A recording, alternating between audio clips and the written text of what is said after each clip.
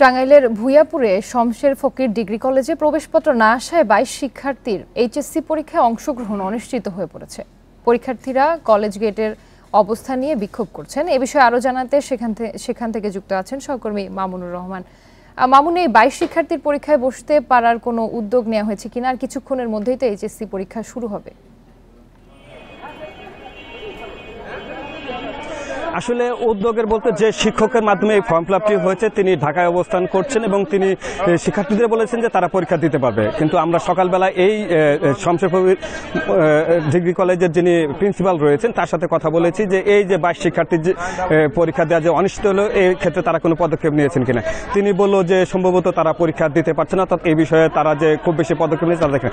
আমি যদি একটু দর্শকদেরকে দেখানোর চেষ্টা করি, ঠিক শিক্ষা প্রতিষ্ঠানের বাইরে গেটের বাইরেই কিন্তু শিক্ষার্থীরা এভাবে বিক্ষোভ করছে এবং এখানে পুলিশের উপস্থিতি রয়েছে এবং শিক্ষার্থীরা কিন্তু যেটা বলছে যে এই কলেজের শিক্ষার্থীদের কারণে শিক্ষকদের গাফিলতির কারণে তাদের এই পরীক্ষাটা দিতে পারছে না এবং তারা গেটে অবরুদ্ধ করে রেখেছে। আমি নিশ্চিত না যে যারা পরীক্ষায় অংশগ্রহণ করবে তাদের মাঝে কেউ যারা অ্যাডমিট কার্ড হাতে পেয়েছে, প্রবেশপত্র হাতে পেয়েছে, তারা কেউ বাইরে আছে কিনা এই বিষয়টি এখন আমরা নিশ্চিত করতে পারছি না। কিন্তু যে ২২ জন শিক্ষার্থী অবরুদ্ধ পরীক্ষা দিতে পারছে না তারা কিন্তু অবরুদ্ধ করে রেখেছে।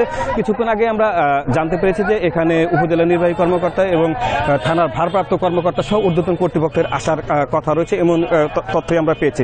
কিন্তু কলেজ কর্তৃপক্ষ বা যেখানটাতে এই পরীক্ষা হচ্ছে অর্থাৎ পরীক্ষার যে কেন্দ্র, এখানেকার কোনো দায়িত্বশীল কর্মকর্তা বা দায়িত্বশীল কোনো ব্যক্তি কিন্তু এই যে আন্দোলনটি চলছে গত প্রায় ৩০ থেকে ৩৫ মিনিট যাবৎ, না ওই শমশের ফকির ডিগ্রি কলেজের প্রিন্সিপাল, না কোনো শিক্ষক, অথবা যেখানে কেন্দ্র পড়ছে সেই কেন্দ্র সচিব বা কোনো শিক্ষককে আমরা এই গেটের সামনে এসে শিক্ষার্থীদের সাথে কথা বলতে দেখিনি। যেখানে শিক্ষার্থী সহ যারা অভিভাবক রয়েছে তারা অনেকটা উদ্বিগ্ন রয়েছে, তারা ক্ষোভ প্রকাশ করছে এবং এই বিষয়ে তারা দ্রুত পদক্ষেপ নিতে চাচ্ছে। কারণ আপনি জানেন যে পরীক্ষা শুরু হতে আর হাতে আছে ৮ থেকে ১০ মিনিট।